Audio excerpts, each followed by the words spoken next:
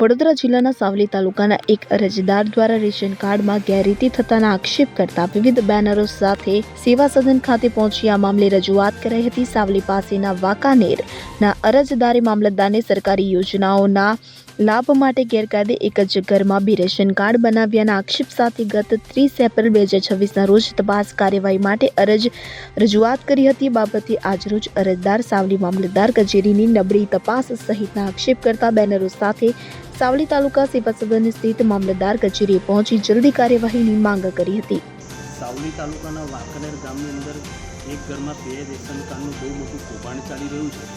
તે અંગે તારીખ 19/11/2025ના રોજ અમે અરજી આપેલી અને પુરાવા સાથે આપેલી. તેમ છતાં આજ દિન સુધી ત્યાં કોઈ કાર્યવાહી નહીં કરવામાં આવી અને આજે અમે જ્યારે રજૂઆત કરવા આવ્યા ત્યારે મામલતદાર સાહેબ અને પુરવઠા અધિકારી સાહેબ પણ હાજર નથી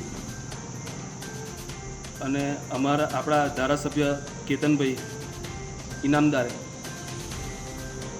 મુખ્યમંત્રી સીએમ સાહેબના અંદર રજૂઆત કરેલી કે એક નોર્મલ માણસને સરકારી કચેરીમાં જો કામ કરાવવું હોય તો એક યુદ્ધ લડવા બરાબર છે અને તે સત્ય હકીકત છે.